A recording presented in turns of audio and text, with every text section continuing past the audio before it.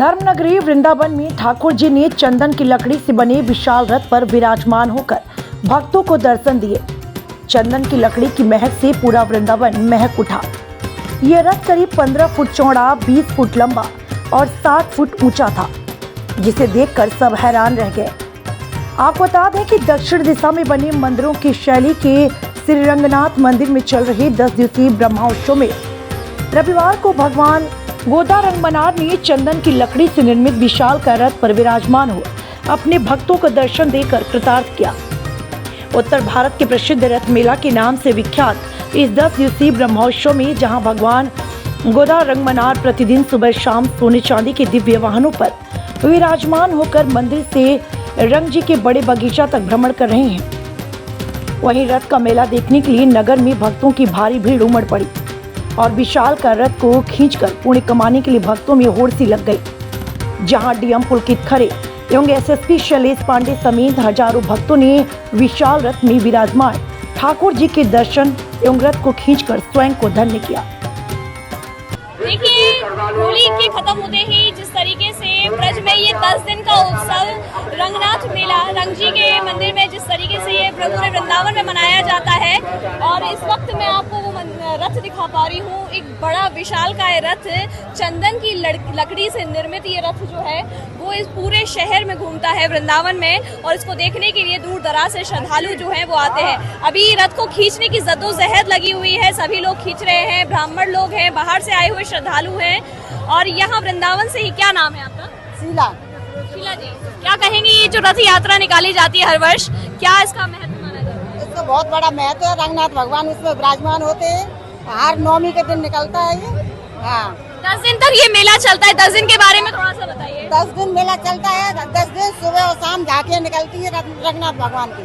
सोने के वाहन होते हैं, उनके रथ है, हाथी है, घोड़े हैं, सब कुछ है। उनका रथ में निकलते हैं और वहाँ बगीचे तक जाते हैं, फिर वापस आते हैं। बहुत आनंद आता है। बहुत इसी तरीके से माहौल रहता है यहाँ? इसी तरह का माहौल रहता है। 15 दिन रहेगा इसी तरह का। यानी 10 दिन तक ऐसे उत्सव ऐसे उत्सव मनता है। बहुत सुंदर है, बहुत सुंदर दर्शन होते हैं। आप कहाँ से हैं? वृंदावन में ही रह रहे हैं 15 साल से। बहुत शानदार रथ का मेला निकलता है। ऐसा ही हम राजस्थान के रहने वाले हैं। पुष्कर में रंगनाथ जी भगवान का जो मंदिर है, वहाँ पे भी अनेक अनेक झांकियाँ सवारियाँ रोज निकल रही है। बहुत शानदार उत्सव हो रहा है, बहुत आनंद आ रहा है।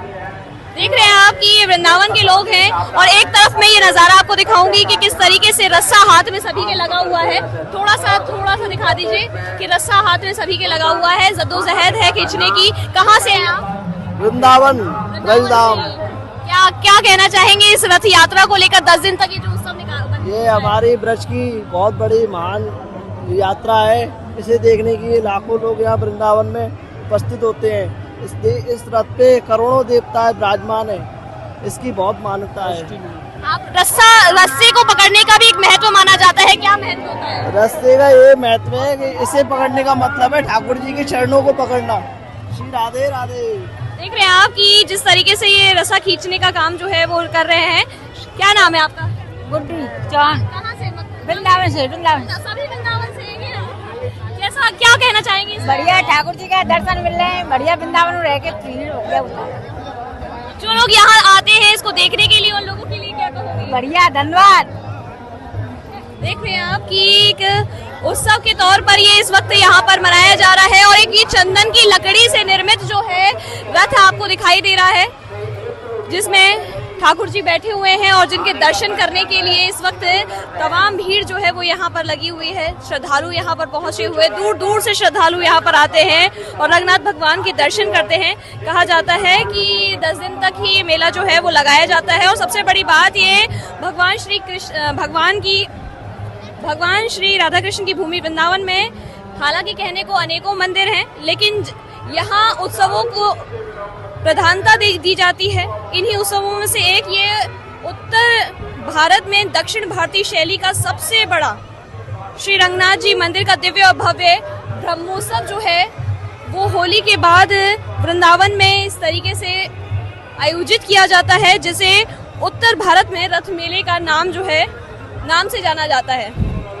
और ये 10 दिन तक इसी प्रकार से चलता है, जिसमें अलग अलग झांकियां जो हैं वो निकाली जाती हैं और इसको देखने के लिए हर दिन इसी तरीके से वृंदावन का माहौल जो है वो नजर आता है। ये देख पा रहे हैं आप कि थोड़ा सा उनको खींचने के लिए ही कितने सारे लोगों की कतार लगी है।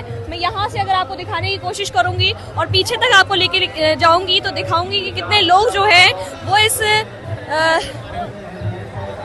सेवा में यहाँ पर दिखाई दे रहे हैं। कहाँ से हैं? हम हाथों से आए हैं। हाथरस से हर साल आते हैं? हर साल आते हैं, बड़ा ही अच्छा लगता है वृंदावन आकर, काफी धार्मिक रहते हैं।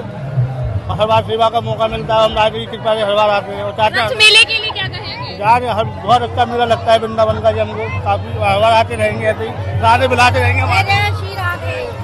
देख रहे हैं आप ये मशक्कत लोगों की, और ये ठाकुर जी की सेवा का अपना एक भाव लेकर यहाँ पर पहुँचते हैं दूर दूर से भक्त, और इस तरीके से यहाँ आकर ठाकुर जी की सेवा करते हैं।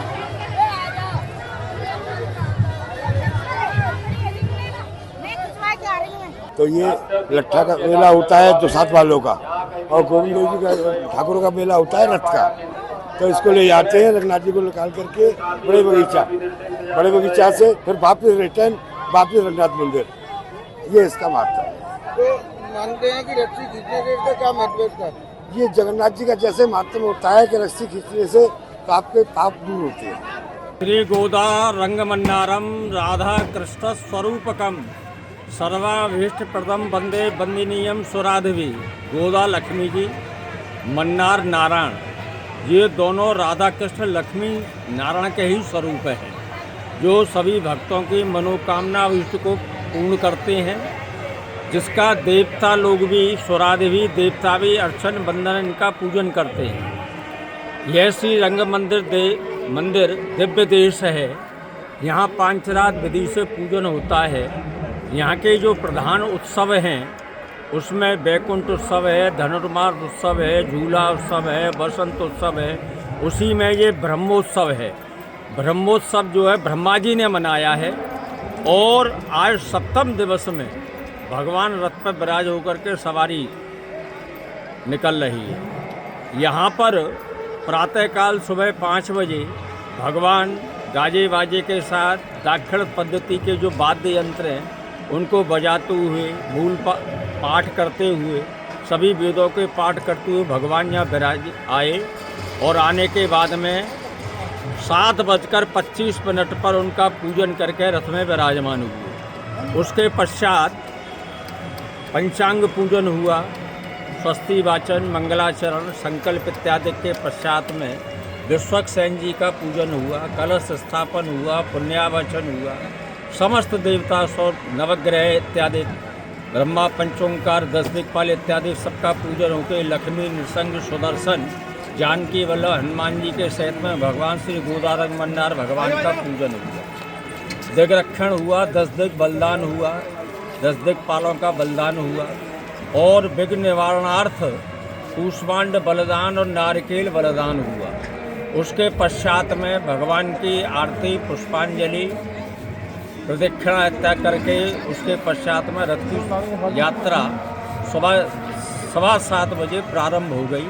यहाँ से रथ यात्रा प्रारंभ होकर के अब यहाँ से प्रारंभ होकर के बगीचा जाएगी। बगीचा में ठंडाई का भोग लगेगा।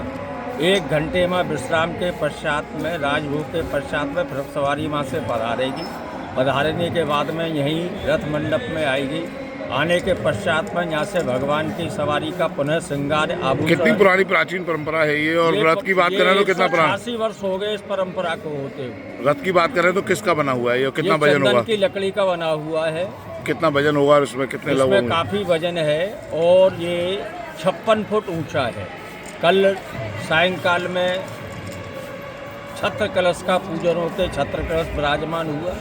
विराजमान होने के पश्चात में अब पूजन होकर के रथ प्रारंभ हो। ऐसा दिव्य रथ कहीं उत्तर भारत में और कहीं नहीं है? ऐसा दिव्य रथ यहाँ उत्तर भारत में नहीं है, दक्षिण इत्यादि में है, लेकिन यह उत्तर भारत का सबसे बड़ा मंदिर है ये। इससे बड़ा उत्तर भारत में कोई मंदिर